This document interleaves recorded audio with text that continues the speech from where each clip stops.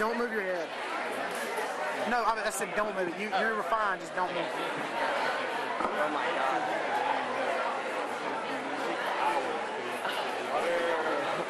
That water is now holy. It was already holy because it was going to be touched by him.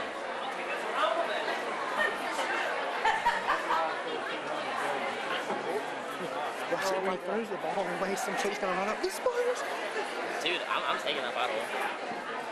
I'll recycle it by using it every night. Hey, watch your head a bit, dude. Like, just keep your head where it is.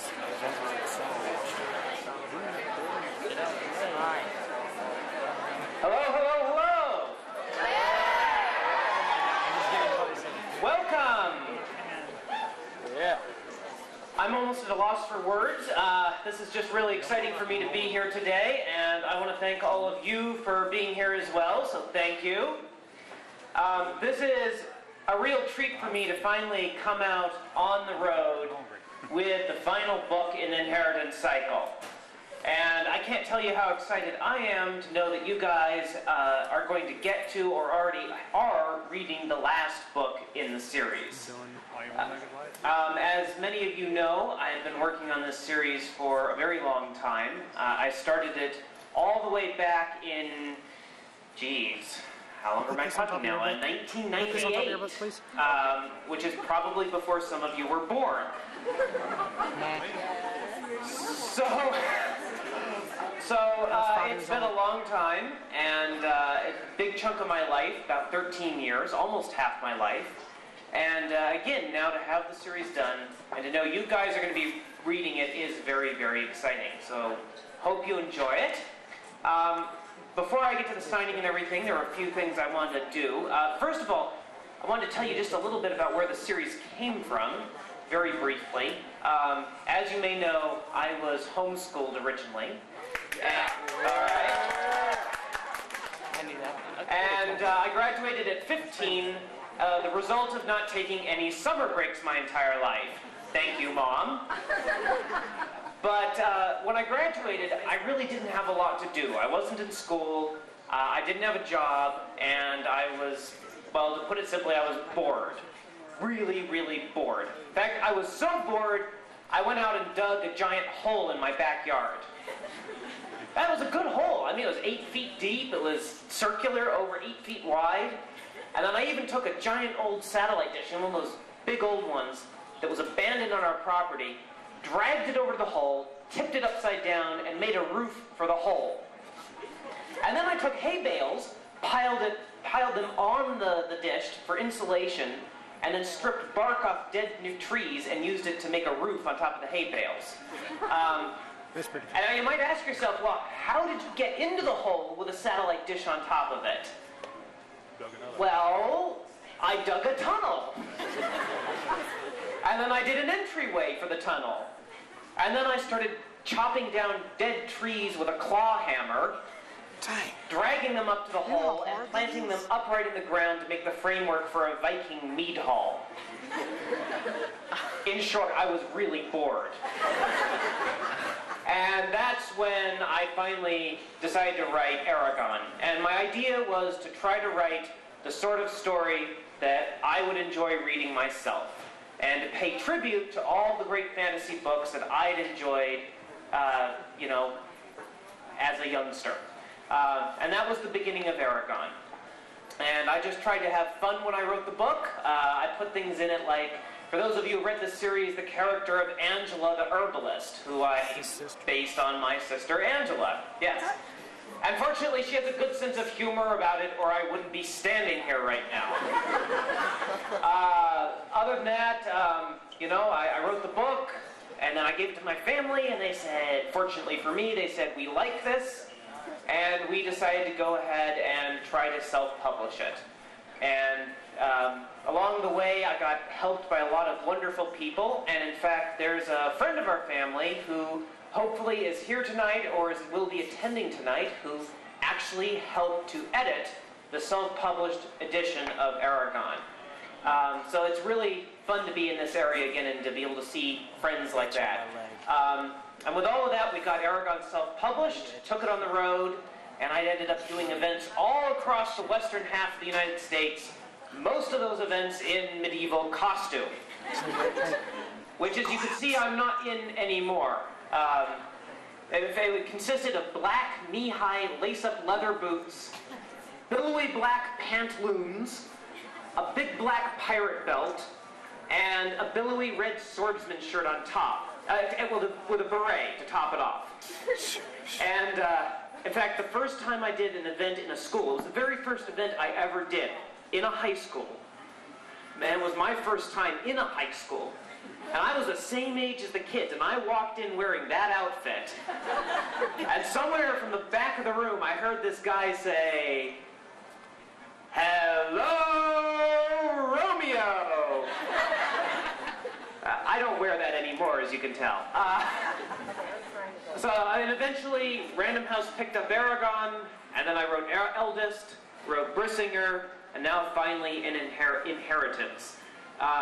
And again, along the way, there were some amazing experiences. I remember right before I went on book tour for The Eldest, I was actually supposed to be working, but I was playing video games instead. And I was playing this video game called Jedi Knight Academy 2, which was a good game. So I was dueling with people from all around the world, dueling with lightsabers. And someone logged into the game using the name Aragon. And I said to myself, oh, I have to fight this guy. So I, go up to him and challenge him to a duel. And the horrible thing is, he was better than me. And he beat me. And across the screen it said, "You have been killed by Aragon." Then with Brissinger, I was in Chicago, and I had this young woman come through the line, and she was holding on her arm, she was holding a sugar glider, which, for those of you guys who don't know, a sugar glider is sort of like a flying squirrel, but it has a pouch in the front, so it's a marsupial, and they're very, very, very, very cute. So I looked at the sugar glider, and I said, "Oh, that's an interesting animal. Do you mind if I pet it?" And she said, "Oh, go ahead. That's fine. He doesn't bite." So I reach out and I start petting the sugar glider, and it looks at me, and it takes its hands, because they have hands like a raccoon. It takes its hands and it wraps its fingers around my finger, and then it looks at me, and ever so politely, it begins to gnaw on my finger. And I'm sitting there, and there's blood running down my hand. And I'm looking at the woman and saying, "Will you please stop your pet from trying to eat me?"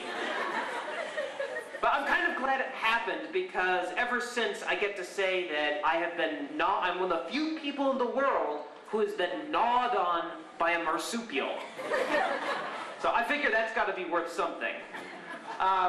And then actually, with this last book, with Inheritance, I was in New York City for the last bit of editing, and during the last week of the last bit of work on this book and on the series as a whole, New York City got hit by both a hurricane and an earthquake.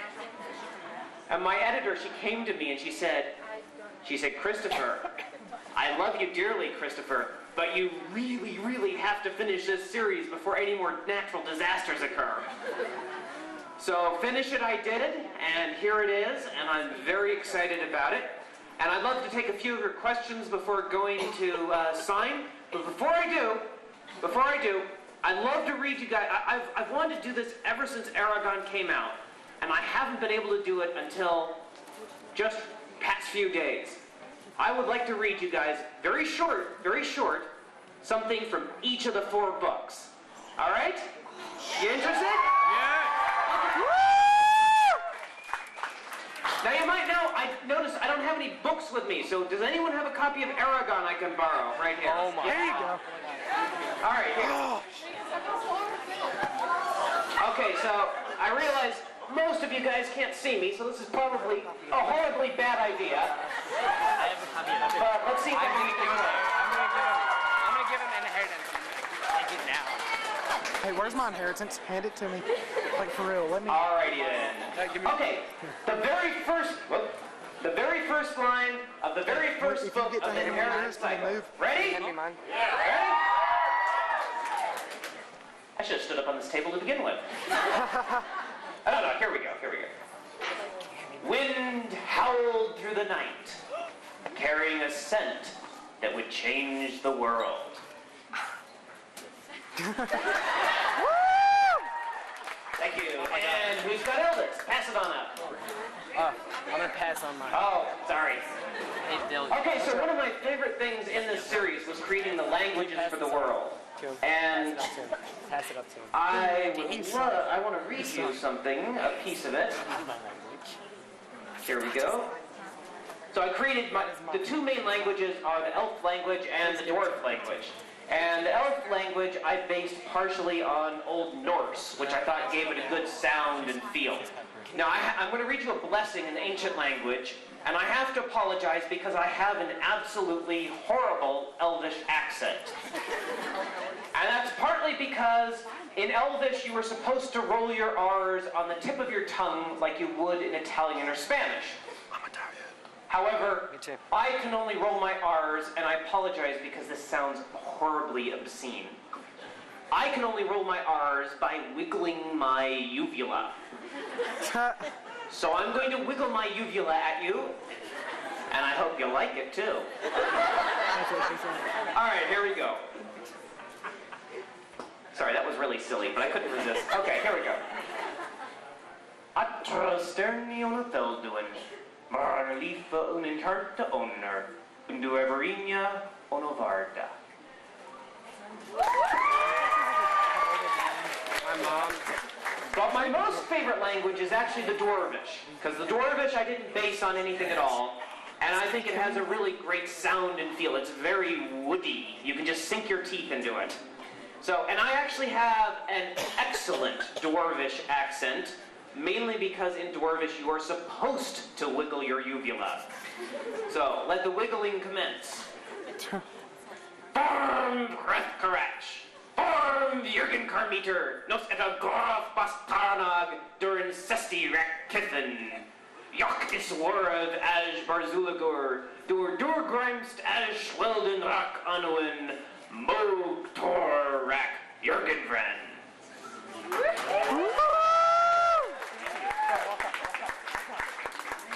Now, as you might have noticed, Book 3, Brissinger, is a rather large book.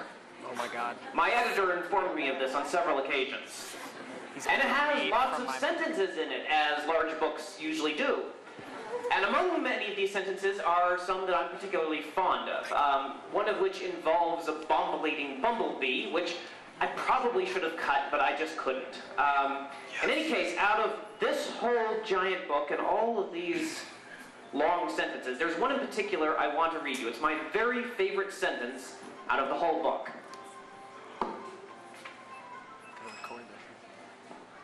Assuming I can find it. All right, here we go. You guys ready? My favorite sentence. You want to hear it? Yeah? Die, puny human! I mean, really, what is the point of writing fantasy if you can't write lines like, die, puny human, every now and then? Okay, and lastly, but hopefully not the least, this is from the very end, the very end of the first chapter of the last book. And for those of you who haven't read the first book or haven't read the fourth book, this doesn't have any spoilers in it, so you don't have to worry about covering your ears. Well, not any big spoilers, so.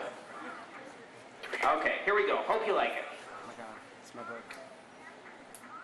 The sound was stabbing, slicing, shivering, like metal scraping against stone. Aragon's teeth vibrated in sympathy, and he covered his ears with his hands, grimacing as he twisted around, trying to locate the source of the noise. Saphira tossed her head, and even through the din, he heard her whine in distress. Aragon swept his gaze over the courtyard 2 separate times before he noticed a faint puff of dust rising up the wall of the keep from a foot-wide crack that had appeared beneath the blackened, partially destroyed window where Bloodgarm had killed the magician. As the squeal increased in intensity, Aragon risked lifting one of his hands off his ears to point at the crack. "Look!" he shouted to Arya, who nodded in acknowledgement. He replaced his hand over his ear. Without warning or preamble, the sound stopped. Aragon waited for a moment, then slowly lowered his hands, for once wishing that his hearing was not quite so sensitive. Just as he did, the crack jerked open wider, spreading until it was several feet across, and raced down the wall of the keep. Like a bolt of lightning, the crack struck and shattered the keystone above the door to the keep, showering the floor below with pebbles. The whole castle groaned, and from the damaged window to the broken keystone, the front of the keep began to lean outward. "Run!" Aragon shouted at the Varden, though the men were already scattering to either side of the courtyard, desperate to get out from under the precarious wall. The worst thing to say. Aragon took a single step forward, For these guys. every muscle in his body tense, as he searched for a glimpse of Roran somewhere in the throng of warriors. At last, Aragon spotted him, trapped behind the last group of men by the doorway, bellowing madly at them, his words lost in the commotion. Then the wall shifted and dropped several inches, leaning even further away from the rest of the building, pelting Roran with rocks, knocking him off balance, and forcing him to stumble backward under the overhang of the doorway. As Roran straightened from a crouch, his eyes met Aragon's, and in his gaze, Aragon saw a flash of fear and helplessness, quickly followed by resignation, as if Roran knew that no matter how fast he ran, he could not possibly reach safety in time. A wry smile touched Roran's lips, and the wall fell. I'll forget about it. I won't listen. That is my book. That's my hand. Does he live? Does he die? Read chapter 2. Before we go to the signing, I'd love to answer a few of your questions fairly briefly, because there are a lot of books to sign. I just ask you to keep in mind that if you have read book 4, a lot of people here haven't, so let's try not to tell them who lives and who dies and avoid spoilers. Yes? You? His mom was a kid. How did you go about writing it? Did you just sit down and do it, or was there an outlining process or something like that? That's a great question. With a story this epic, how do you actually start about writing like this? Do you just write it, or do you do something else? I cannot write unless I know where I'm going. For me, writing is like music. It's very difficult to first you compose a piece of music, and then you can concentrate on performing it as beautifully as possible. But it's very hard to compose while you're performing. So I take that same approach to my writing. I outline everything before I start writing it, and then I outlined the whole series before I began Aragon, and then I've outlined each individual book in greater detail before beginning it. And that's what allows me to get through something that's, 800-900 pages long. And I highly recommend outlining it all of you as well. Yes, the guy who's jumping back there. Are you gonna ask him if he's gonna? Is the character of Angela one of the Grey Folk? In the words of my immortal sister, no comment. If you ever meet her in person, however, you're welcome to ask her. You won't get an answer, but you'll probably get a funny line. In the hat. Jump up and down. You'll have to shout. Do it. Jump up and down. What Aragon did to help them, ever write about the Cover your ears, cover your ears. Okay. Possibly. And I'm not going to repeat the question because it was a bit spoilery, but possibly. Yes? I didn't hear it. Part of another book about Angela, like her what I've gotten to. Ah, will I ever write a part of another book or story about Angela? Actually, I should just answer the larger question here because I know it's going to be asked. Yes, I do plan to return to Aragon's world at some point in the future. I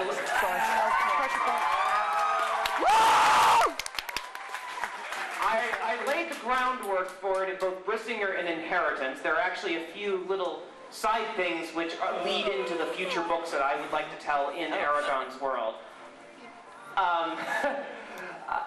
That said, I don't plan to do that immediately. I'm going to go write some... I've been doing this for 13 years. I'd like to try a few other things first. So I think I'm going to do some science fiction next. Yes, way in the back, and you are going to have to shout. That's what I... Wait. Freaking. I have a question. Big one. How many hours a day do I commit to writing? Well, that depends if there's a deadline or not. And in the mortal words of Douglas Adams, who wrote The Hitchhiker's Guide to the Galaxy, and every writer has loved him ever since for saying this, I love deadlines. I love the sound they make as they whoosh past. But seriously, if don't have a deadline, I get up, I grab breakfast, get my brain working with some tea, and I work until early afternoon, 2 or 3, and then I take a break. If I have a deadline, I get up in the morning, I grab breakfast, I sit down at my computer, I work till lunch, I eat lunch while working, and I keep working till dinner, break for dinner, and start working again after dinner, and probably stay working in way too late. And that's how you get a big book done. Okay, yes, in the back. Jump up and down for him to pick you. You are going to have to shout. Are you still filming? No. What? Can you take it from it so I can try and get it? Since the elves are this is a great question. Since the elves are vegetarian, why does my elf princess wear leather? Hot leather pants. Because she was given them by the dwarves during her time staying with them in the Varden. See, the author always has an answer. Yes? Will you write anything else about Aragon or the main characters? Will I write anything else about Aragon or the other main characters? When I return to Alagazie, yes, it's safe to say that we will see some of the main characters again, although not necessarily all of them. I'm writing a book. Do you have any tips? You're writing a book. Do I have any tips? Oh boy. Well, very quickly, I would say read what you love, but also read what you don't love, because you'll learn more from that than you will just from staying in your own circle of interest, okay? But read consistently. 2, write consistently. I don't care, unless you're in the hospital, and maybe even then, write every day. Write on holidays, weekends, birthday, Christmas. Okay, you can take Christmas off, but birthdays, you've got to write on your birthday. Find someone who can help edit your work. You will learn more from editing than you ever will from writing. Family, teacher, friend, someone who can give you constructive criticism and help you become a better writer. Learn everything you can about the language that you're writing in. The language is the tool of the trade. The better you understand it, the better you'll be able to get what's in your head onto the page into someone else's head. And then also, write about whatever it is that you care about the most. Don't let other people tell you what you should write. I don't care what you're interested in. There are 7 billion people on this planet. Someone else out there likes what you like. And if you enjoy writing about flying toasters or unicorns or anthropomorphic cars, it does not matter. Write about it. And lastly, try to have fun. You don't have to have fun every day, but try to have fun. Let's see, we'll just take a few more questions here. Yes? What's my favorite piece of literature? Well, aside from my own books, I'm very fond of A Wizard of Earthsea and the 2 sequels by Ursula K. Le Guin, Dune by Frank Herbert, the Mabinogion Tetralogy by Evangeline Walton, which most people have not heard of, but it's a desert island book for me. I'm blanking here for a second. 1 second. The Mabinogion Tetralogy. Okay, no. The Gormenghast trilogy by Mervyn Peake, The Worm Ouroboros by E.R. Edison, and Wild Seed by Octavia Butler. So those books will keep me very happy on a desert island. Jump up and down. Yes. Inheritance was originally going to be a trilogy. Why is this now 4 books instead of 3 books? Too long. Well, if it had been 3 books, like this last book would have been about 2,000 pages long. And I don't know about you, but I draw the line at about 1,000 pages, both as a reader and as a writer. So once you're getting past that, you're verging into Atlas Shrugged territory or War and Peace, and you know, that just sort of becomes too heavy. Great question. Yes. Leather Blocka, yes. Well, if they're supposed to shed like every 20 years, if like the Rozak, how come they haven't changed yet? Mainly because there's more of them. They're this degeneration cycle. So, no problem. Good question. Yes, with the beard. Nice beard, by the way.